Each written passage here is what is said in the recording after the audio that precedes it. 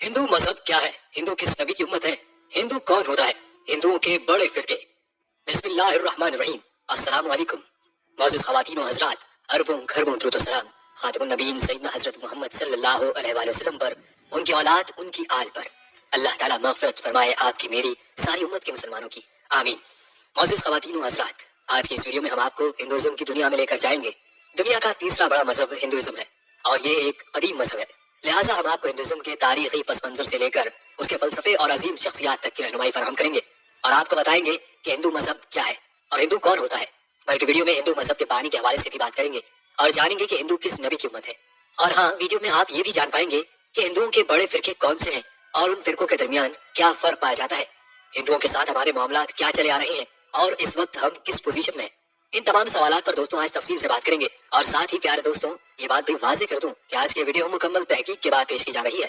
लिहाजा तकाबिल एहतियान के तलबा और तालिबात हमारी इस वीडियो से मुकम्मल फायदा उठाएं, बल्कि हमारी इस वीडियो से एक आम बंदे को भी फायदा होगा। बस आप हमारे चैनल को सब्सक्राइब करना मत भूलिए ताकि आप हमारे साथ हर मौके पर जुड़े रहें और हर नई वीडियो का लुत्फ उठा सकें। तो चलिए आज की इस वीडियो का बाकायदा आगाज करते हैं। और सबसे पहले आपको बताते हैं कि दुनिया में जितने भी बड़े और काबिल जिक्र मज़ाहिब हैं, उनका कोई ना कोई बानी जरूर है और वो किसी शख्सियत की तरफ इंतसाब करते रहे हैं। लेकिन हिंदू मजहब एक ऐसा मजहब है जिसका बानी नामालूम है और कोई हिंदू भी अपने मजहब के बानी के मुतल्लिक दावा नहीं कर सकता कि मुझे अपने मजहब का बानी मालूम है। गो कि हिंदुओं की तारीखी किताबों में बाज मजहबी शख्सियात का हवाला मिलता है, लेकिन उनमें से एक शख्सियत भी ऐसी नहीं जिसकी तालीमात बात के हिंदू फिक्र का सरे चश्मा बनी हो। लिहाजा पूरे यकीन के साथ हम ये कह सकते हैं कि किसी भी शख्स को हिंदू मजहब का मुअस्सिस और बानी करार नहीं दिया जा सकता। लेकिन प्यारे दोस्तों, फिर भी हिंदू मत, मसीहत और इस्लाम के बाद आज दुनिया का तीसरा बड़ा मजहब है। हिंदू मजहब के तकरीबन 1 अरब पैरोकारों में से 905 मिलियन भारत और नेपाल में रहते हैं। हिंदू मत के पैरोकार को हिंदू कहा जाता है। हिंदुइज्म लफ्ज हिंदू से निकला है, जिसके मानी चोर, काला और चौकीदार के हैं। यहाँ पर दोस्तों आपको एक अजीब बात भी बता दें कि हिंदुइज्म में इबादत का तरीका, कोई अकीदा या रस्म रिवाज ऐसा नहीं जो हिंदू कहलाने वाले तमाम लोगों में यकसा हो। ये सुनकर आप हैरान होंगे कि मंदिर में जाने वाला भी हिंदू है और वो भी हिंदू है जिसके जाने से मंदिर नापाक हो जाता है। मजहबी किताब वेद का सुनने वाला भी हिंदू है और वो भी हिंदू है जिसके मुतल्लिक हुक्म है कि अगर मजहबी किताब वेद सुन ले तो उसके कानों में पिघला हुआ सीसा डाला जाए। यानी जो ऊंची जात के हिंदू हैं वो तो मंदिर भी जा सकते हैं और अपनी मजहबी किताब भी पढ़ सकते हैं, लेकिन नीच जात के हिंदू नहीं मंदिर जा सकते हैं और नहीं वो अपनी मजहबी किताब सुन सकते हैं। अगर नीच जात का कोई भी हिंदू अपनी मजहबी किताब वेद सुन लेता है तो उसके कानों में सीसा पिघला कर डालने का कानून हिंदुइज्म में मौजूद है। गरज हिंदू मत एक मजहब नहीं है बल्कि एक निज़ाम है जिसके अंदर अकायद, रसूम और तसव्वुरात की बहुतात है। मजमूई तौर पर इसको एक गैर वाज़ेह सा मजहबी तसव्वुर कहा जा सकता है। मसलन ये कि कोई अगर कह दे कि मैं हिंदू हूँ, बस उसे ही सच्चा हिंदू समझ लिया जाता है, कतई नजर इस बात के कि वो किसकी इबादत करता है, उसके अकायद क्या है, उसके अमाल कैसे है। बल्कि ये एक नाकाबिले तरदीद हकीकत है जिसे हिंदुओं ने खुद लिखा है कि हिंदू धर्म की कोई बुनियाद नहीं, कोई कानून नहीं, कोई मुनज़्ज़म तरीक़ाकार नहीं, नहीं कोई सही तारीफ है। बस जिसको जो समझ आया वो इख्तियार करके अपने आप को हिंदू बना लिया। यानी हिंदू मजहब शदीद और मुतासिब कौमियत का दूसरा नाम है। अमलन एक हिंदू आज़ाद है, वो जो चाहे करे, जो चाहे अकीदा रखे, उसके लिए हलाल व हराम का कोई तसव्वुर मौजूद नहीं है। जबकि नाज़रीन, इसके बरक्स मुसलमान वो है जो अपनी रजा को अल्लाह रब्बुल इज्जत की रजा के ताबे कर दे। लेकिन नाज़रीन, अगर हम किसी आम हिंदू से पूछें कि वो कितने खुदाओं पर ईमान रखता है तो हमें मुख्तलिफ जवाबात मिलेंगे। कोई कहेगा 3 खुदाओं पर, कोई कहेगा 33 खुदाओं पर, किसी का जवाब होगा 1000 खुदाओं पर, जबकि बाज ऐसे भी होंगे जो कहेंगे कि वो 33 करोड़ खुदाओं का वजूद तस्लीम करते हैं। लेकिन त्रिमूर्ति का तस्वर हिंदू धर्म में बुनियादी अहमियत का हामिल है। ये 3 देवता ब्रह्मा, विष्णु और शिव है। ब्रह्मा हिंदुओं के नजदीक खालिक है, विष्णु रबूबियत का फरीजा अंजाम देता है, पालने वाला, शिव फना और मौत का देवता है। हिंदुओं के नजदीक ये हकीकी हस्ती है, यानी ये हिंदुओं का अकीदा तस्लीस है। नाज़रीन, गाय का तक़द्दुस भी हिंदुओं के यहाँ इंतहाई अहमियत का हामिल है। गाय को मारने या गाय का गोश्त खाने को एक वहशियाना और जालिमाना अमल करार दिया जाता है। उनका अकीदा है कि गाय को जो भी मारेगा या उसको ज़िबह करेगा वो जहन्नम में इतने ही साल चलता रहेगा जितने उस गाय के जिस्म पर बाल होंगे। बल्कि गांधी का कौल है कि जो शख्स गाय की हुर्मत पर यकीन नहीं रखता वो हिंदू नहीं हो सकता। नाज़रीन, इस मजहब का अगर तज्जिया किया जाए तो इसके कदीम तरीन माखज़ की हैसियत 4 किताबों को हासिल है जिन्हें वेद कहा जाता है। इनके अलावा कई और किताबें इनके मजहब की बुनियाद है, मसलन उपनिषद, रामायण, महाभारत, पुराण, मनुस्मृति वगैरह। ये निहायत इख्तिसार से इस मजहब का तारुफ था। दोस्तों, हिंदू अफसानों में तकरीबन 30 मिलियन से ज्यादा देवता है, लेकिन जाहिर है कि कुछ ऐसे देवता हैं जो दूसरों के मुकाबले में ज्यादा मशहूर हैं और पूरे हिंदुस्तान में इसकी ज्यादा इबादत की जाती है। जिनमें पहला देवता ताबरहमा है, यानी हिंदुओं के लिए कायनात का आला खालिक खुदा बरहमा है जो जानदार और बेजान चीजों में रह सकता है। इस देवता से 2 और हिंदू देवताओं को निकाला गया जिन्हें देवा और देवी कहा जाता है, जो उसके एक या ज्यादा पहलुओं की नुमाइंदगी करते हैं। तस्वीर में इसकी नुमाइंदगी 4 चेहरों के साथ की गई है जो इंसान की शख्सियत के मुख्तलिफ पहलुओं की निशानी के तौर पर इल्म के लिए उसकी अजीम सलाहियत और 4 हाथों की निशानदेही करता है। दिमाग, अक्ल, अना और शऊर। दोस्तों, एक विष्णु देवता है, विष्णु महफूज करने वाला। एक इंतहाई खूबसूरती से खूबसूरत हिंदू खुदाओं में से एक है और उसे हिंदू बरादरी ने सराहा है। वो देखने में मुहाफिज है, ऑर्डर, अमन और आफाकी मोहब्बत की अलामत है। इसका मकसद ऐन तौर पर दुनिया में उन इक़दार को बरकरार रखना है। इस देवता को आमतौर पर नीली जिल्द से जाहिर किया जाता है। ब्रह्मा के बाद विष्णु हिंदू देवताओं में से दूसरा और शिव तीसरा देवता है, जिसे डिस्ट्रॉयर के नाम से जाना जाता है। ये विष्णु के हवाले से कायनात के दूसरे रुख की नुमाइंदगी करता है। एक जिंदगी का आगाज है, दूसरा इख्तिताम है। शिव को ज्ञाना के देवता के तौर पर भी पहचाना जाता है। ये एक ऐसा फन है जो हिंदुओं के लिए बड़ी मजहबी और रूहानी अहमियत रखता है। इसके गले में सांप जिंदगी की तवानाई की अलामत है, जबकि देवी लक्ष्मी को एक खूबसूरत औरत की हैसियत दी गई है जिसके 4 बाजू हैं। कृष्ण भी हिंदू देवताओं में से एक है, जिसे जनूबी एशिया के बाशिंदे सबसे ज्यादा पसंद करते हैं। हिंदू अफसानों के मुताबिक उनकी नुमाइंदगी हीरो, रहनुमा, उस्ताद और दोस्त की हैसियत से की गई है, इसीलिए इसे दिलों का रहने वाला कहा जाता है। अगर हम हिंदुस्तान भर में ट्रिप करते हैं तो हम बहुत कुछ देख सकते हैं।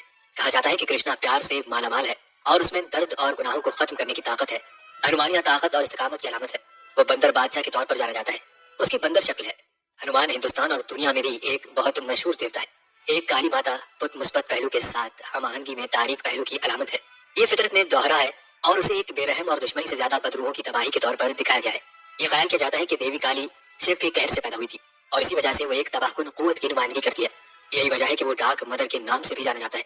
देवी की शबीहा में एक स्टॉकी औरत दिखाई देती है जिसके हार उसके शिकस्त खोरदा दुश्मनों की खोपड़ी से बना हुआ है। यह ना कि मौत और इंसानी जिस्म की आर्जी हालत की अलामत कहा जाता है।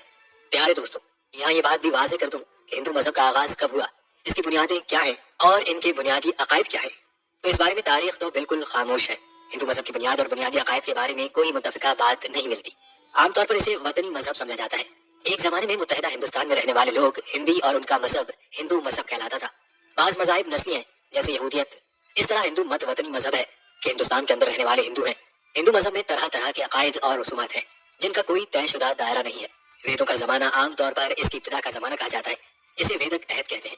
हिंदू मजहब में तरह तरह के अकायद और रसूमात हैं जिनका कोई तयशुदा दायरा नहीं है। वेदों का जमाना आमतौर पर इसकी इब्तिदा का जमाना कहा जाता है, जिसे वेदक अहद कहते हैं। वेदों को इल्हामी किताबें समझा जाता है, जो कि 4 हैं। अहले इल्म हज़रात की राय यह है कि असलन वेदें किसी पुराने मजहब की इल्हामी किताबें लगती हैं, बल्कि मौलाना शम्स नवीद ने अगर अब भी न जागे तो नामी किताब में वेदों को मौजू बहस बना है। वो इसे हजरत नूह अलैहिस्सलाम के बाकी मानदा अफराद कहते हैं। उनका कहना है कि वेदों का लहजा, तालीमात और उसलूब आसमानी किताबों जैसा है। उनमें तौहीद, वज़ू, नमाज, अल्लाह की इबादत और रोज़ा वगैरह का जिक्र है। और वेदों का जमाना भी कमोबेश 1000 साल कबल मसीह का है। इस वेदक अहद से पहले इनका तज़किरा नहीं मिलता। इसके बाद हिंदू मजहब हिंदुस्तान के वतनी दायरे में है, लेकिन उनके अकायद आपस में एक दूसरे से बहुत मुख्तलिफ है। जनूबी हिंद के और हैं, शुमाली हिंद के और हैं, वस्ती हिंद के और हैं। मुहावरा भी है कि गंगा गए तो गंगाराम, जमुना गए तो जमुना दास। राम और दास 2 मुख्तलिफ मज़ाहब की अलामतें हैं जो उनके अंदरूनी मज़ाहिब हैं। इनकी पुरानी तालीमात की इस्तिलाहात में तंतर, हिदायत और परान मजहबी नज़में मिलती हैं, जैसे बाइबल में ज़बूर शायरी की ज़बान में, और हमारे यहाँ भी शायरी सहाबा किराम रज़ियल्लाहु तआला अन्हुम अजमाइन के ज़माने से चली आ रही है। इनकी किताबों में भगवत गीता, देवता और देवी है। ये हिंदू जिस इंसान के बारे में समझते हैं कि इसमें राम की जात हलूल कर गई है और इसमें देवता की सिफ्त आ गई है, उसे मर्द हो तो देवता और औरत हो तो देवी कहते हैं। ब्राह्मण, शिवाजी और विष्णु महाराज देवता है, जबकि माया और लक्ष्मी वगैरह देवियां हैं। उनका तस्वुर हलूल का है कि अल्लाह ताला किसी इंसान में हुलूल करके अपनी ज़ियारत करवाते हैं। हिंदुओं के यहाँ अवतार और भगवान का तस्वुर पाया जाता है। उनके यहाँ मजहबी पेशवा को परुबत कहा जाता है। परुबत पंडित और ब्राह्मण उनकी मजहबी पेशवाई करते हैं। ये मज़ाहिर के पुजारी हैं, उनके करोड़ों देवता हैं। उनका बुनियादी अकीदा यह है कि अल्लाह ताला की कोई सिफ्त किसी भी चीज़ में दिखाई दे तो वो खुदा की सिफ्त का मजहर है। किसी भी चीज़ में कोई इम्तियाजी सिफ्त देखते हैं तो उनका तस्वुर यह है कि उसके जरिए जो खुदा की सिफ्त का इजहार है वो हमारा माबूद है। हम उन्हें बुत परस्त कहते हैं कि पत्थर की मूर्ति बनाकर उसकी पूजा करते हैं। इनके बड़े पंडित गुजरे हैं, आर्या समाज के बानी पंडित दयानंद सरस्वती। उन्होंने किताब लिखी सत्यार्थ प्रकाश, हिंदू मजहब को मुनज़्ज़म रंग में पेश किया, जैसे हमारे यहाँ हदीस की किताब होती है। अकायद का बाब, इबादत का बाब, अखलाकियात का बाब, मामलात का बाब वगैरह। इसी तरह इस किताब में हिंदू निज़ाम, उनके खानदानी मामलात, निकाह, तलाक, तिजारत और सियासत को बयान किया है। इसके आखिर में 14वें बाब में कुरान करीम और इस्लाम पर 100 से ज्यादा एतराज़ात किए हैं। बल्कि इसमें पंडित दयानंद सरस्वती ने मुसलमानों पर एक एतराज ये किया है कि आप हम पर एतराज करते हो कि हम पत्थर की पूजा करते हैं। मुसलमान भी तो पत्थर ही की पूजा करते हैं। हम पत्थर की मूर्ति बनाकर उसको पूजते हैं और तुमने पत्थर का मकान बना रखा है, खाना काबा, उसको पूजते हो। हम मूर्ति के गिर्द चक्कर काटते हैं, तुम मकान के गिर्द चक्कर काटते हो। ये भी पत्थर का बना हुआ है, वो भी पत्थर का बना हुआ है। इसके जवाब में मुख्तलिफ मुस्लिम उलमा ने लिखा है और वाज़ेह जवाब दिया है। बहरहाल दोस्तों, मज़ाहिर फितरत की पूजा उनका बुनियादी मजहब है। इन मज़ाहिर फितरत में उनके यहाँ गायें सबसे मुकद्दस चीज़ है। उसे गाँव माता कहते हैं और गाय की तौहीन बर्दाश्त नहीं करते। गाय जहाँ से चाहे खाए पिए, उसे कोई कुछ नहीं कह सकता। हज़रत सालेह अलैहिस्सलाम की ऊँटनी की खुसूसियात वगैरह को गाय पर फिट किया हुआ है कि ये अल्लाह मियाँ की गाय है, कोई उसे तंग नहीं करेगा। गाय की तौहीन को बहुत बड़ा जुर्म समझते हैं। इंडिया में अब भी गौशाला इमारतें हैं, बल्कि बहुत से शहरों में गौशाला के नाम से पुरानी इमारतें भी हैं। ये गाय की हिफाजत के लिए एक मुस्तकिल मरकज होता था। एक बड़ी हवेली होती है जहाँ गाय की हिफाजत, खिदमत और देखभाल की जाती है। गाय के नाम पर वहाँ फसादात भी होते हैं। वैसे तो उनके यहाँ किसी भी जानवर को ज़िबह करना दुरुस्त नहीं है, लेकिन गाय को ज़िबह करना उनके नज़दीक बहुत बड़ा जुर्म है। सिर्फ हराम नहीं बल्कि तौहीन है। इस पर कट मरने को तैयार होते हैं। और दिलचस्पी की बात यह है कि गाय का पेशाब हिंदुओं के यहाँ बड़ी मुकद्दस चीज़ है। गाय मूत्र उनके यहाँ वाक़तन इसी तरह है कि इसको वो तकद्दुस हासिल है जैसे हमारे यहाँ ज़मज़म को हासिल है। वो इसे पीते हैं, जिस्म पर मलते हैं। जगह इबादत के लिए मखसूस करनी हो तो उस जगह को गाय के गोबर और पेशाब से लेप करते हैं और समझते हैं कि अब ये पाक हो गई है। इस पर कुछ अरसा पहले लंदन में एक बहस चली। वहाँ के अखबारात में रिपोर्ट छपी, वो ये कि गाय के पेशाब में केमिकल्स मिलाकर पैक करके कोका कोला की तर्ज पर काओ कोला शुरू किया, जो इंडिया में बिकता भी है और उसे बड़े तबर्रुक के तौर पर इस्तेमाल करते हैं। एक अखबार ने गाय के पेशाब के तिब्बी और रूहानी फवायद पर मजमून छापा। एक मुज़ाकरे में बहस हो रही थी कि क्या पाकिस्तान में इसकी मार्केटिंग की गुंजाइश है। यहाँ से लतीफे की बात शुरू होती है। एक आलिम ने इसका जवाब दिया कि मार्केटिंग की तो गुंजाइश नहीं है, लेकिन सप्लाई की गुंजाइश पैदा कर लेंगे। गाय का पेशाब जितना कहो मुहैया करेंगे। बहरहाल उनके यहाँ गाय के पेशाब को तकद्दुस हासिल है। इस दौर में इन बातों पर यकीन करने को जी नहीं चाहता, लेकिन यकीन करना पड़ता है। पेशाब से बढ़कर पंजगैया, गाय की 5 चीजें भी हिंदू इस्तेमाल करते हैं। उसमें गाय का पेशाब, गोबर, खून, थूक और नाक की रतूबत है। ये 5 चीजें शामिल होती हैं। इनको मिलाकर माजून सी बनाते हैं और किसी को हिंदू बनाने के लिए ये चटाते हैं। बच्चे को इसी की घुट्टी देते हैं और ये बड़ी बरकत की चीज समझी जाती है। ये उनके मजहब की बड़ी बड़ी अलामतें हैं। बल्कि इन हिंदुओं के यहाँ एक बड़ा मसला तनासुख का है। उनके यहाँ जजा सजा का तस्वुर मौजूद है, लेकिन उसकी अमली शक्ल यह है कि रूह फना नहीं होती। रूह इंसान के जिस्म में एक जन्म गुजारती है। जब वो उससे निकल जाती है तो उसे एक नया जिस्म दिया जाता है। नए जिस्म में मुंतकिल होती रहती है, जन्म बदलती रहती है। उसको तनासुख कहते हैं। यूं समझ लें कि सिम नए सेट में डाल दिया। आपने मुहावरा सुना होगा, जन्म जन्म का साथ। इसी तरह अगले जन्म में मिलेंगे, राम अगले जन्म में मिला दे। इसकी वजह यही अकीदा है। ये सारी बातें इस तनासुख के अकीदे पर मबनी है। उनके यहाँ नेकी और बदी के तस्वुर के मुताबिक अगर जिंदगी अच्छी गुजारी है तो अगला जन्म बेहतर मिलता है। पहले जानवर की शक्ल में था, दूसरे जन्म में इंसानी शक्ल में आ जाएगा। पहले शोदर था तो अब बरहमन की शक्ल में आ जाएगा, यानी पहले से अच्छी सूरत मिल जाती है। और अगर बुरी जिंदगी गुजारी है और सजा का मुस्तहिक है तो इंसान किसी जानवर, मसलन सांप, कुत्ते, गधे की शक्ल में अगले जन्म में आ जाएगा। जन्म का बदलना और बेहतर या बुरी शक्ल में आना सजा जजा का तस्वुर है। तनासुख का अकीदा उनका बुनियादी अकीदा है। ये फर्क जहन में रखें कि जदीद हिंदू सोसाइटी ने मजहबी पाबंदियां खत्म कर दी है। अब तो हिंदुस्तान में कवानीन सेकुलर है। पुराने मजहबी मुआशरती कवानीन से दस्तबरदारी इख्तियार कर रखी है। बहरहाल हिंदुस्तान में बात मजहबी रिवायत पर अब भी अमल होता है, जिनमें मसलन ये कि उनके यहाँ तलाक का सिरे से कोई तस्वुर नहीं है। निकाह जो हो गया तो अब हमेशा हमेशा का साथ हो गया। खावन के फौत होने के बाद भी बीवी को मजहबी तौर पर नए निकाह की इजाजत नहीं है। खा वो जवान औरत हो, अगले जन्म में उसी की बीवी होगी। खावन के मरने से भी निकाह खत्म नहीं होता। और औरत के लिए 2 ऑप्शन होते हैं। एक, बाकी सारी जिंदगी खावन के घर में एक खादमा या नौकरानी की शक्ल में गुजार दे। सोख की कैफियत में रहेगी कि खुशबू नहीं लगाएगी, अच्छे कपड़े नहीं पहनेगी, जीनत इख्तियार नहीं करेगी। दूसरा, उनके यहाँ अजीमत का मकाम यह है कि खावन की लाश जब जल रही हो, औरत उस आग में कूद कर जान दे दे। इसको सती होना, कुर्बान होना कहते हैं और इसको बहुत बड़ा दर्जा दिया जाता है। शहादत ही का दर्जा समझते हैं। अब आज़ादी के बाद हिंदुस्तानी हुकूमत ने कानूनन इस पर पाबंदी लगा रखी है कि कोई औरत ऐसा नहीं कर सकती। लेकिन इसके बावजूद दूर दराज के इलाकों में ऐसे हो जाता है कि औरत खावन की चिता जलती हुई लाश पर सती हो जाती है। सती हो जाने की उनके यहाँ बड़ी मारूफ रिवायत है। उनके यहाँ जो बड़ा मसला है वो है जात पात का मसला।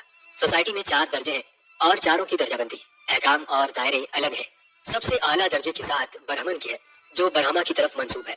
बाज़ हज़रात कहते हैं कि शायद हज़रत इब्राहीम अलैहिस्सलाम की तरफ निस्बत है और ये इब्राहीमी मजहब की बिगड़ी हुई शक्ल है। बहरहाल ये कयास आराइयाँ हैं। बरहमन के काम का बुनियादी दायरा इल्मी और मजहबी है। तालीम और मजहब बरहमन के इख्तियारात और फराइज में से कि वो किस हद तक इल्म हासिल करते हैं और कितना दीन सिखाते हैं। पंडित ब्राह्मणों में से होते हैं। उनका बुनियादी काम मजहबी रसूमात अदा करना और मजहब की तालीम देना होता है। सबसे बरतर और मुकद्दस ये तबका समझा जाता है। दूसरे नंबर पर खस्तरी है।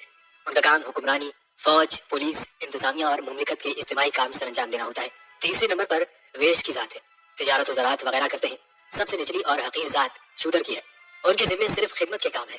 ऊपर वाले तबकों की खिदमत के काम करना और हैसियत उनकी यह है कि उनके साथ बराबर नहीं बैठ सकते, उनसे लिबास नहीं पहन सकते, उन जैसा तौर तर्ज इख्तियार नहीं कर सकते। शूदर किसी ब्राह्मण से मुसाफा भी नहीं कर सकता। अगर हाथ मिला ले तो ब्राह्मण के हाथ परीत समझे जाते हैं। इस जात पात के फर्क से नफरत करते हुए सिख मजहब के बानी बाबा गुरु नानक ने हिंदू मजहब छोड़ दिया था। ये जात पात का फर्क अब भी मौजूद है, अगरचे कानूनन खत्म कर दिया गया है। माशरती फर्क तो हमारे यहाँ भी है, चौधरी और कवि का, लेकिन ये माशरती है, मजहबी नहीं है। तमाम तर खराबियों के बावजूद मजहबी तौर पर आज भी अल्हम्दुलिल्लाह ईद और जुमे के मौके पर कोई फर्क नहीं बरता जाता। कोई किसी को ये नहीं कह सकता कि तुम कमी हो, पीछे खड़े हो। वो आगे खड़ा है तो चौधरी पीछे ही खड़ा होगा। तो दोस्तों, ये तो थी उनकी बतौर मजहब की चंद अलामत। अब यहाँ ये भी जानते हैं کہ مسلمانوں کے ساتھ ان ہندوؤں کے تعلقات کی نوعیت کیا ہے۔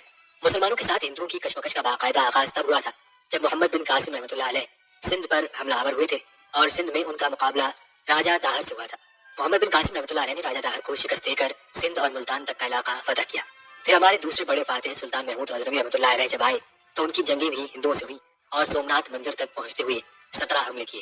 17ویں حملے میں غزنوی کو کامیابی ہوئی۔ اس کے بعد سلطان شہاب الدین غوری رحمۃ اللہ علیہ، قطب الدین ایبک رحمۃ اللہ علیہ، پھر بابر رحمۃ اللہ علیہ، ان کے ساتھ ہماری جو آخری بڑی جنگ ہوئی وہ احمد شاہ عبدالی رحمۃ اللہ علیہ کی مرہٹوں کے ساتھ ہوئی۔ متحدہ ہندوستان میں اسلام 3 راستوں سے آیا، ایک تو محمد بن قاسم رحمۃ اللہ علیہ اور محمود غزنوی رحمۃ اللہ علیہ وغیرہ فاتحین کے ذریعے، دوسرا مشرقی ہند بمبئی وغیرہ میں عرب تاجروں کے ذریعے اسلام آیا، اور وسطی ہند میں اسلام صوفیہ کے ذریعے آیا۔ خواجہ معین الدین اجمیری، سید علی حجویری، شاہ محمود غوث وغیرہ صوفیہ رحم اللہ نے یہاں آ کر ماحول بنایا اور اسلام کا سبب بنے۔ مسلمانوں نے متحدہ ہندوستان پر تقریباً 1000 سال حکومت کی ہے۔ 800 سال تو مغلوں نے کی ہے، ان سے پہلے قطب الدین ایبک رحمۃ اللہ علیہ، شیر شاہ سوری رحمۃ اللہ علیہ نے حکومت کی، لیکن ہم نے یہاں حکومت کی ہے طاقت کے زور سے۔ اس زمانے کا اصول یہی تھا کہ جس کے پاس طاقت ہے وہ قبضہ کر لیتا۔ ہمارے پاس جب طاقت رہی ہم نے حکومت کی۔ انگریز کے آنے کے بعد مسلم اور ہندو دونوں مغلوب ہو گئے تھے، پہلے والی پوزیشن نہیں رہی تھی۔ اس کے بعد انگریز کے خلاف جو آزادی کی جنگ لڑی تو ہندو اور مسلمانوں نے مل کر لڑی۔ 1820 عیسوی 1821 عیسوی میں دہلی پر انگریزوں کا ایسٹ انڈیا کمپنی کے ذریعے اقتدار قائم ہو گیا تھا، اور 1857 عیسوی کی جنگ آزادی کے بعد مسلمان 2 حصوں میں بٹ گئے۔ ایک حصہ جس کی قیادت سر سید احمد خان مرحوم کر رہے تھے، انہوں نے کہا کہ اب ہم مسلمان ہندو ایک پوزیشن میں آ گئے ہیں تو ہمیں اپنا تشخیص تسلیم کرانا چاہیے، اپنے آپ کو الگ ایک قومیت کا رنگ دینا چاہیے، کیونکہ آئندہ فیصلے ووٹ کے ذریعے ہوں گے اور اس میں جس کی اکثریت ہوگی اس کی حکومت ہوگی۔ اس لیے ہمیں اس میں ضم ہونے سے بچنے کے لیے اپنا تشخص قائم کرنا چاہیے۔ سر سید سے بہت سے معاملات میں اختلاف ہے، لیکن 2 معاملات میں سر سید نے جو جنگ لڑی ہے، ایک مسلمانوں کا الگ تشخص منوانے کے لیے کہ ہم مستقل قوم ہیں، اور دوسرا سر سید نے اردو کے لیے جنگ لڑی۔ اردو مسلمانوں کی زبان سمجھی جاتی تھی اور ہندی ہندوؤں کی زبان سمجھی جاتی تھی۔ مدارس میں ہندی یونیورسٹی قائم ہونے کے بعد سر سید نے محنت کی کہ اردو کو بچانا ضروری ہے، ہمارا تشخص اردو کے تشخص کے ساتھ باقی رہے گا۔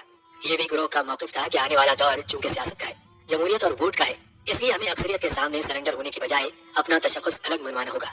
جداگانہ قومیت، 2 قومی نظریہ جو بالآخر نظریہ پاکستان پر منتج ہوا، اس کے پیچھے سوچ یہ تھی، جبکہ دوسری سوچ یہ تھی کہ ہم نے 1000 سال حکومت کی ہے، آئندہ بھی حکومت ہم ہی کریں گے، اور یہاں حکومت میں ہمارا حصہ برابر ہوگا تو ہمیں الگ نہیں ہونا چاہیے، اس سے نقصان ہوگا۔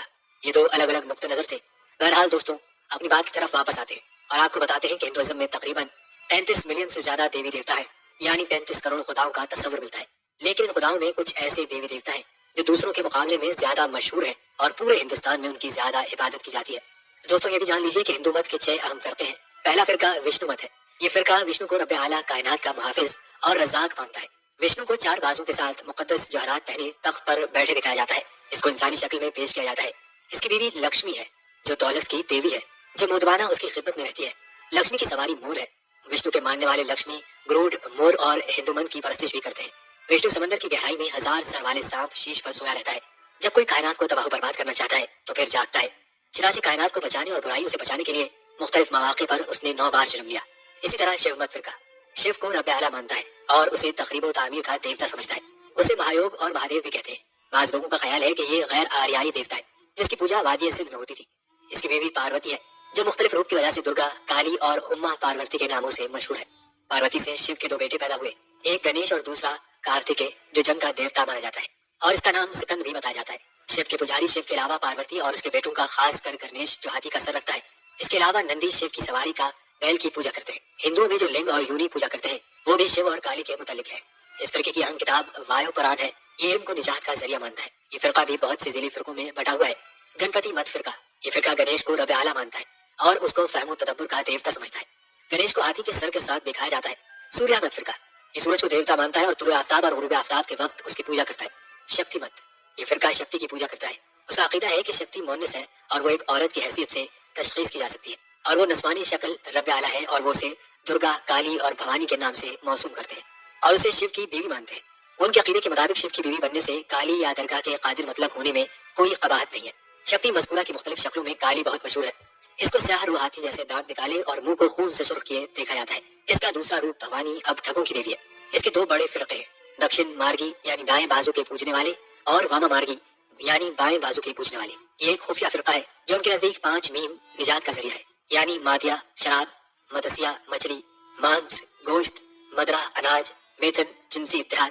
ان لوگوں میں ایک مذہبی رسم ہے جسے یہ چکر پوجا کہتے ہیں۔ اس پوجا میں اپنی بیوی کے علاوہ کسی دوسری عورت سے اختلاط کرنا کار ثواب سمجھ جاتا ہے اور وہ عورت ہمیشہ کے لیے اسی کی رومانی بیوی بن جاتی ہے۔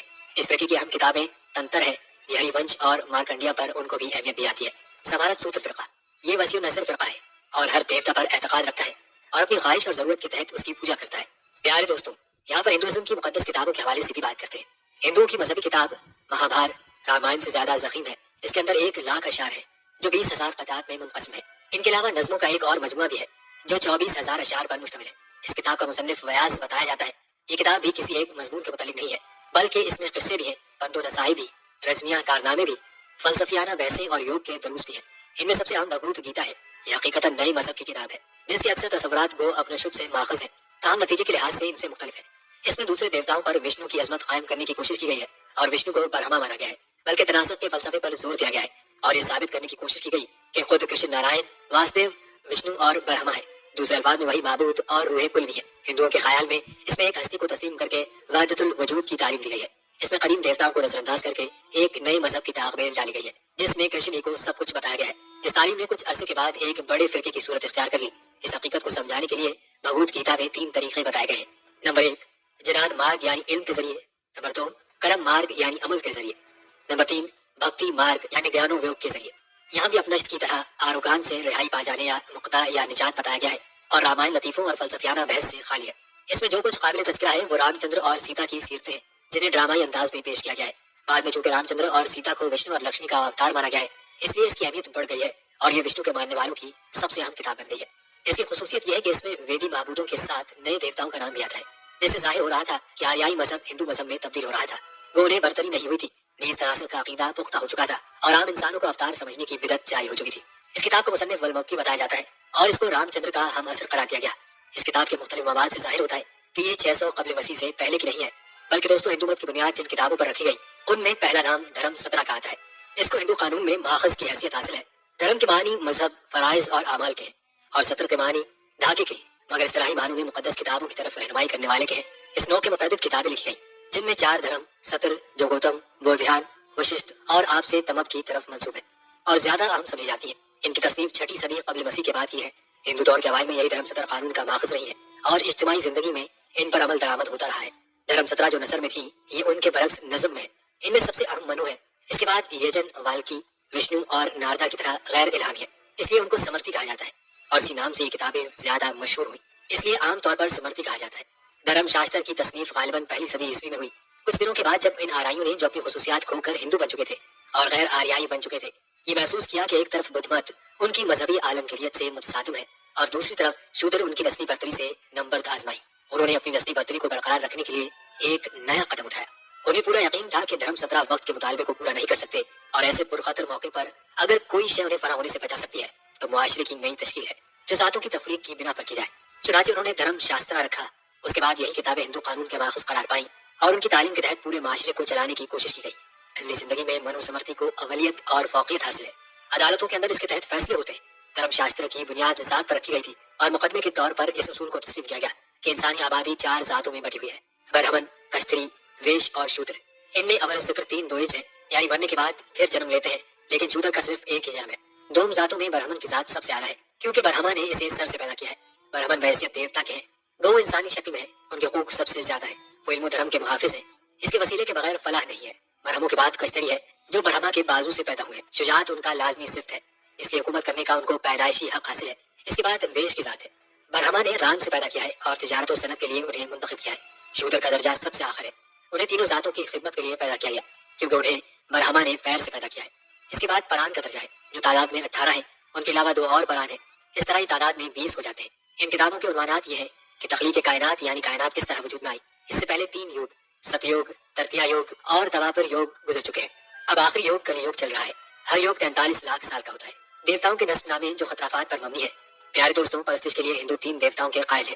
پہلا گرام دیوتا یعنی بستی کا دیوتا، دوسرا کل دیوی دیوتا یعنی خاندان کا دیوتا، تیسرا اشٹ دیوتا یعنی محبوب دیوتا۔ اس طرح ایک ہندو کا گرام دیوتا گنیش، کل دیوی لکشمی اور محبوب دیوتا نندی ہو سکتا ہے۔ گرام دیوتا مندروں میں، خاندانی اور محبوب دیوتا گھروں میں رکھے جاتے ہیں۔ ان 3 دیوتاؤں کے علاوہ ہر ہندو دوسرے بہت سے دیوتاؤں کو حسب موقع پوجتا ہے۔ درگا پوجا کے موقع پر درگا کو، گنیش چترتھی کے موقع پر گنیش کو، کرشن کے جنم اشٹمی کے زمانے میں کرشن کی، دیوالی کے موقع پر لکشمی کو اور شیواتری کے موقع پر شیو کی پرستش کی جاتی ہے۔ ہندو مت کے یہ اہم دیوتا ہے۔ مگر ان کی فہرست بہت لمبی ہے اور ان کی تعداد 5 کروڑ بتائی جاتی ہے، اس لیے ان سب کا جائزہ لینا آسان نہیں ہے۔ مختصر یہ ہے کہ تمام اہم اور غیر اہم بے شمار دیوتاؤں کے علاوہ بے شمار جانور مثلاً ہاتھی، سانپ، گھڑیال، شیر، مور، ہنس، طوطا، چوہا وغیرہ مختلف دیوتاؤں کی طرف سے ہونے کی وجہ سے مقدس سمجھے جاتے ہیں اور ان کی پوجا ہوتی ہے۔ جانوروں میں سب سے اہم گائے ہے، ان کے علاوہ درختوں میں پیپل، انجیر، تلسی اور ببول اور دریاؤں میں گنگا کو خاص اہمیت حاصل ہے اور اسے مقدس سمجھا جاتا ہے۔ پیارے دوستوں، جب یہ خیال کیا جاتا ہے کہ کوئی کیسی ہی جاہل اور اکڑ قوم کیوں نہ ہو اکثر اپنے آباء و اجداد کی تاریخ رکھتی ہے، تو اس بات پر کمال تعجب ہوتا ہے کہ ہندوؤں کے پاس باوجود یہ کہ ان کی قوم نہایت شائستگی اور تربیت کے اونچے درجے پر پہنچ گئی تھی، کوئی کتاب تاریخ سے ملتی جلتی نہیں ہے۔ ہندوؤں کے حالات کی تحریروں میں جو کچھ ہے وہ جھوٹی کہانیوں اور مبالغہ آمیز جھوٹے تاریخی واقعات سے اس طرح غلط ملت ہے کہ ان سے کوئی شاید مسلسل تاریخ نکلنے کی توقع نہیں کی جا سکتی۔ خلاصہ کلام یہ ہے کہ 2500 سال قبل مسیح ہند میں جو کہ سندھ تھا، ڈراؤڈ آباد تھے، پھر آریہ نسل کے لوگ ایشیا وسطی سے ہند میں آئے اور یہاں کے اصل باشندوں سے جنگ کر کے انہیں شہر بدر کر دیا، اور جو بچ گئے ان میں رہ کر گھل مل گئے، کچھ ان کے رسوم کو اپنے میں ضم کر لیا اور کچھ اپنے رسوم کو ان میں ضم کر دیا اور دونوں کو جمع کر کے ایک مذہبی رنگ دے دیا۔ پھر گزرتے دنوں کے اعتبار سے ان میں مختلف اصلاح پسند لوگ پیدا ہوئے تو انہیں کو اپنا بھگوان اور خدا تصور کرنے لگے۔ اس طرح کروڑوں دیوی دیوتاؤں کی پوجا ہونے لگی، طرح طرح کی تہمات اور جھوٹے واقعات کو اپنے مذہبی عقائد میں شامل کر لیا، آپس میں الگ الگ درجات متعین کر لیا۔ لوگوں نے اپنے ذہنی خیالات کو مذہبی کتابوں کی شکل دے دی، جن میں گیتا اور 4 وید سب سے معتبر تسلیم کیے جاتے ہیں، اور بھی کئی کتابیں ہیں جو لوگوں کی ترتیب شدہ ہیں مگر مذہبی لٹریچر میں ان کا شمار ہوتا ہے۔ پیارے دوستوں، 18ویں صدی سے پہلے ہندوازم کی جگہ سناتن دھرم یا ویدک دھرم کا لفظ استعمال ہوتا تھا، لیکن سب سے پہلے سناتن دھرم کی جگہ ہندوازم کا لفظ راجا موہن رائے نے استعمال کیا۔ پھر اس کے بعد ایک انگریز محقق جان کروفورڈ کا ایک ریسرچ پیپر ایشیاٹک ریسرچز کے نام سے شائع ہوا، جس میں سناتن دھرم کی جگہ ہندوازم کا لفظ استعمال کیا گیا ہے۔ اس کے بعد کئی انگریز مصنف نے ہندوازم لفظ کو سناتن دھرم کی جگہ استعمال کیا اور بالآخر آکسفورڈ ڈکشنری میں اس لفظ کو شامل کیا گیا۔ اس کے بعد عام طور پر لوگ سناتن دھرم یا ویدک دھرم کے لیے ہندوازم کا لفظ استعمال کرنے لگے۔ ہندوازم ایک لچکدار مذہب ہے، یہ دوسرے افکار اور نظریات کو اپنے اندر سمو لینے کی قوت رکھتا ہے اور ان کو وقت کے ساتھ ساتھ اپنے اندر جذب کر لیتا ہے۔ آزاد ہندوستان کے پہلے وزیر اعظم پنڈت نہرو نے زندہ رہو اور زندہ رہنے دو کے اصول کو ہندوازم کی روح قرار دیا ہے۔ اسلام کے کچھ ستون اور بنیادی اصول ہیں جس کی پاسداری ہر مسلمان کے لیے ضروری ہے، جس کے بغیر ایک مسلمان نہیں ہو سکتا، جیسے کلمہ توحید پڑھنا ہر مسلمان پر فرض ہے۔ اسی طرح عملی طور پر بھی بہت سے فرائض ہیں جن کا کرنا ضروری ہے اور بہت سی چیزیں ہیں جن سے رکنا ضروری ہے، جبکہ ہندوازم کا کوئی ستون اور کوئی اصول نہیں ہے جن پر عمل کرنا ضروری ہو۔ ایک ہندو کو آزادی ہے کہ وہ جو چاہے عمل کرے اور جو چاہے نہ کرے، کوئی چیز ایسی نہیں ہے جو اس کے لیے ضروری ہو یا اس کے لیے ممنوع ہو، اور نہ ہی کسی مذہبی قانون کی خلاف ورزی اسے ہندو مت سے خارج کرتی ہے۔ ڈاکٹر ذاکر نائک نے ہندو مت میں تصور خدا پر اور اسلام میں تصور خدا پر گفتگو کرتے ہوئے دونوں کے درمیان موازنہ کرتے ہوئے لکھا ہے کہ اسلام اور ہندو مت کے درمیان ایس کا فرق ہے، ہر چیز کا مالک خدا ہے، ہر چیز خدا کی ہے، ایوری تھنگ از گاڈ۔ ہندو اور مسلمانوں کے درمیان بڑا فرق یہ ہے، ہندو اس فلسفے پر یقین رکھتے ہیں کہ ہر چیز خدا کا حصہ ہے، یعنی ہر چیز خدا ہے، درخت خدا ہے، سورج خدا ہے، چاند خدا ہے، سانپ خدا ہے، بندر خدا ہے، انسان خدا ہے، جبکہ ہمارے نزدیک ہر چیز خدا کی ہے، خدا نہیں ہے۔ گویا مسلمانوں اور ہندوؤں کے درمیان بنیادی فرق قوم والے ایس کا ہے۔ لہٰذا پیارے دوستوں، یہاں پر میرا یہ پیغام ہے کہ ہندوؤں کو مذہب اسلام کے بارے میں جاننا چاہیے، لیکن آج ہندوؤں کو کہا جا رہا ہے کہ پڑھو گے تو ذہن گمراہ ہو جائے گا، اگر تم دوسرے مذاہب کے بارے میں جانو گے تو کہیں ہندو مت چھوڑ نہ دو۔ یہ تو ہندوؤں کو غور کرنا ہے کہ وہ اپنے آپ کو اسلامی تعلیمات پر لے آئیں تاکہ گمراہی سے اور جاہلیت سے اپنے آپ کو نکال سکیں۔ یاد رکھیں کہ دین اسلام عقلی اور فطری دین ہے، اس کی تعلیمات سادہ، عام فہم اور فطرت انسانی کے مطابق ہے۔ قرآن کا دعویٰ ہے کہ اسلام فطرت کی پکار ہے۔ اسی طرح نبی صلی اللہ علیہ وسلم نے بھی ارشاد فرمایا کہ ہر بچہ فطرت سلیمہ اور دین اسلام پہ پیدا ہوتا ہے، پھر اس کے ماں باپ اسے یہودی، نصرانی یا مشرک بناتے ہیں، یعنی بعد میں وہ ماں باپ کی تربیت یا لوگوں کے بہکاوے میں آ کر یہودی، نصرانی اور مشرک بن جاتا ہے۔ بہرحال اسلام یہ تصور دیتا ہے کہ انسان کی فلاح کا دار و مدار ایمان اور نیک اعمال پر ہے، اگر گناہ یا غلطی ہو جائے تو توبہ کا دروازہ کھلا ہے، جبکہ ہندو مت میں جونی چکر اور تناسب سے حصول نروان کا عقیدہ پایا جاتا ہے جو کہ بالکل فطرت و عقل کے خلاف ہے۔ اور ہاں پیارے دوستوں، یہاں یہ بھی جانتے ہیں کہ ہندو کس نبی کی امت ہے؟ تو دوستوں، جیسا کہ قرآن پاک میں بتایا گیا ہے کہ اللہ تعالیٰ نے ہر قوم میں نبی بھیجے، اور حدیث میں بھی انبیاء کرام کی تعداد 1,24,000 تک بتائی گئی ہے۔ لہٰذا اس حوالے سے کہ ہندو مذہب میں اللہ پاک نے کون سے نبی بھیجے، ہندو کس نبی کی امت ہے؟ کیا ہندو مذہب کے ماننے والے محمد صلی اللہ علیہ وسلم کی امت سے یا کسی اور نبی کی امت سے؟ دوستوں، یہ تو حقیقت ہے کہ ہندوستان کی تہذیب ہزاروں سال پرانی ہے، بلکہ قدیم روایات سے مالا مال ہے، اور یہ بھی کہا جاتا ہے کہ دنیا کا تیسرا بڑا مذہب ہندوازم ہی ہے۔ ہندوؤں کی مذہبی کتابوں میں کائنات کے ایک خالق و مالک، آخرت، جنت اور دوزخ کا تصور بھی پایا جاتا ہے، بلکہ خاتم الانبیاء حضرت محمد صلی اللہ علیہ وسلم کے بارے میں تو واضح اور صاف پیشگوئیاں بھی ہزاروں سال گزر جانے کے باوجود ہندو مت کی مذہبی کتابوں میں موجود ہیں۔ انصاف پسند ہندو علماء اور محققین اپنی قدیمی مذہبی کتب میں ان پیشگوئیوں کی موجودگی کا برملا اعتراف کرتے ہیں۔ سنسکرت اور ہندو مذہب کے مایا ناز پروفیسر، جو کہ الہ آباد یونیورسٹی بھارت میں بطور پروفیسر خدمات انجام دے رہے ہیں، انہوں نے ہندی زبان میں ایک کتاب کل کی اوتار اور محمد صاحب کے نام سے لکھ کر بھارت میں تہلکہ مچا دیا۔ اس کتاب کا بہت سی زبانوں میں ترجمہ بھی کیا جا چکا ہے، جبکہ ہندوؤں کے بڑے بڑے پنڈت بھی اس کتاب کو جھوٹا ثابت نہیں کر پا رہے۔ اس کتاب میں لکھاری نے ان تمام پیشن گوئیوں کو یکجا کر دیا ہے جو کہ ہندوؤں کی مقدس کتابوں میں اللہ کے آخری نبی حضرت محمد صلی اللہ علیہ وآلہ وسلم کے بارے میں لکھی ہوئی ہے۔ ناظرین گرامی، ہندوؤں کا یہ عقیدہ ہے کہ برائیوں کے خاتمے کے لیے 10 اوتاروں یعنی پیغمبروں نے اس دنیا میں آنا ہے۔ ان میں سے 9 پچھلے 3 یگ یعنی 3 ادوار میں آ چکے ہیں۔ اب آخری دور یعنی کلیوگ میں کل کی اوتار یعنی آخری نبی کو آنا ہے، جبکہ ہندوؤں کا یہ بھی ماننا ہے کہ یہ کلیوگ کئی ہزاروں سال پہلے شروع ہو چکا ہے اور دنیا کے تباہ ہونے تک یہ دور رہے گا۔ اسی لیے ہندو اب کل کی اوتار یا آخری مسیح کے منتظر ہے، جس کی خبر ان کی تمام مقدس کتابوں میں مذکور ہے۔ ہندوؤں کی مذہبی کتاب قرآن میں لکھا ہے کلیوگ یعنی آخری دور کا ایک بڑا حصہ گزر چکا ہے۔ یہی وہ دور ہے جس میں بھگوان نے آخری اور طاقتور اوتار کو بھیجنا ہے۔ دوستو، ہندو یقین رکھتے ہیں کہ برائیوں کے خاتمے کے لیے 10 اوتاروں یعنی پیغمبروں کو دنیا میں آنا تھا۔ بعض کے نزدیک یہ تعداد 24 ہے۔ پچھلے 3 یوگ یعنی ادوار میں ان میں سے ایک کے سوا سب آ چکے ہیں۔ موجودہ دور کال یوگ ہے، جس میں کل کی اوتار کو آخری اوتار کی حیثیت سے آنا ہے۔ ہندو عقیدے کے مطابق یہ دور کئی ہزار سال پہلے شروع ہو چکا ہے اور ابھی بہت مدت تک باقی رہے گا۔ ہندو اب تک کل کی اوتار یا آخری نبی کے منتظر ہیں، جس کی خبر ان کی مقدس کتابوں میں دی گئی ہے۔ بھگوت پران میں کہا گیا ہے کالی یگ کا ایک بڑا حصہ گزر جانے کے بعد لوگوں کی فطرت گدھوں جیسی ہو جائے گی، وہ اپنے آپ کو مادی زندگی کا بوجھ ڈھونے تک محدود کر لیں گے۔ ایسے وقت میں سچائی کی حفاظت کے لیے بھگوان اوتار بھیجے گا۔ واضح ہے کہ پیغمبر اور اوتار ہم مانی الفاظ ہیں، اور یہ تصور خود ہندو مذہب کی حقیقی تعلیمات کے خلاف ہے کہ اوتار کی شکل میں خدا خود زمین پر آتا ہے۔ بھگوت پران کے اشلوک میں کل کی اوتار کے مقام پیدائش، ان کے خاندان اور والد کے نام کی نشاندہی کی گئی ہے۔ بھگوت پران کی یہ پیش گوئی نبی اکرم صلی اللہ علیہ وسلم کے مقام ولادت مکہ مکرمہ پر پوری طرح منطبق ہوتی ہے، کیونکہ تاریخ گواہ ہے کہ مکہ مکرمہ ہزاروں سال سے جائے امن ہے۔ یہ دنیا کا وہ شہر ہے جس کی جانب حج اور عمرے کے لیے دنیا کے چپے چپے سے لاکھوں افراد کشا پہنچتے ہیں، اور یہ سلسلہ سال کے 12 مہینے جاری رہتا ہے۔ جہاں تک اس مقام کے پانی کے قریب ہونے کا تعلق ہے تو یہ واقعاتی حقیقت ہے کہ یہ ریگستانی علاقہ اللہ کے حکم سے زمزم کا چشمہ پھوٹنے کے بعد شہر مکہ کی حیثیت سے آباد ہوا۔ اس پیش گوئی میں دوسری بات یہ بتائی گئی ہے کہ کل کی اس شہر کے بڑے پروہت کے گھر میں پیدا ہوں گے، اور یہ ایک معروف حقیقت ہے کہ نبی اکرم صلی اللہ علیہ وسلم کے دادا جناب عبد المطلب قریش مکہ کے سردار اور بیت اللہ کے متولی تھے۔ زیر تجزیہ پیش گوئی میں تیسری بات یہ بتائی گئی ہے کہ آخری نبی کے والد محترمہ کا نام وشنو یش ہوگا، جو اپنے صاف ستھرے اخلاق و کردار کے لیے معروف ہوں گے۔ رگوید کے مطابق وشنو خدائے واحد کا نام ہے اور یش کا مطلب ہے غلام یا بندہ۔ اس طرح وشنو یش محمد صلی اللہ علیہ وسلم کے والد گرامی کے نام عبداللہ کا بالکل درست ترجمہ قرار پاتا ہے، جو اپنے اعلیٰ اخلاق و کردار کے حوالے سے معروف تھے۔ بھگوت قرآن کے اس اشلوک میں نبی کریم صلی اللہ علیہ وسلم کے لیے جگت پتی کے الفاظ استعمال کیے گئے ہیں، جس کے معنی دنیا کے سردار، تمام عالم انسانیت کے رہبر اور سرور عالم کے ہیں۔ یہ بات قرآن میں اللہ تعالیٰ کی جانب سے نبی اکرم صلی اللہ علیہ وسلم کی زبان سے کروائے گئے اس اعلان کے مطابق ہے کہ اے محمد صلی اللہ علیہ وسلم، کہو کہ اے انسانوں، میں تم سب کی طرف اس اللہ کا پیغمبر ہوں جو زمین اور آسمانوں کی بادشاہی کا مالک ہے، اس کے سوا کوئی خدا نہیں ہے، وہی زندگی بخشتا ہے اور موت دیتا ہے، بس ایمان لاؤ اللہ پر اور اس کے بھیجے ہوئے نبی امی پر اور پیروی اختیار کرو اس کی، امید ہے کہ تم راہ راست پالو گے۔ ناظرین، ہندو کس نبی کی امت ہے؟ اس حوالے سے یہ جان لیجیے کہ مسند احمد بن حنبل میں ایک حدیث ہے، رسول کریم صلی اللہ علیہ وآلہ وسلم نے ارشاد فرمایا کہ اللہ نے حضرت آدم سے لے کر مجھ تک 1,24,000 پیغمبر بھیجے، جن میں سے 315 صاحب کتاب تھے۔ 315 صاحب کتاب نبیوں کے نام نہ تو قرآن مجید میں ہیں اور نہ حدیث میں ان کا ذکر ہے، لہٰذا ہمارے لیے یہ ممکن نہیں کہ ان کی تفصیل معلوم کر سکیں۔ اسی طرح بعض ایسے انسان بھی ہیں جن کو صراحت کے ساتھ نبی تو تسلیم نہیں کیا جا سکتا، لیکن ان کی نبوت کے امکان کو رد بھی نہیں کیا جا سکتا۔ ان میں سے ایک شخصیت زرشت کی ہے، پارسی انہیں اپنا نبی مانتے ہیں، ان کی نبوت کا امکان اس بنا پر بھی ہے کہ قرآن مجید میں مجوس قوم کا ذکر ہے۔ اس طرح دوستوں، ہندوستان میں بھی کچھ دینی کتابیں پائی جاتی ہیں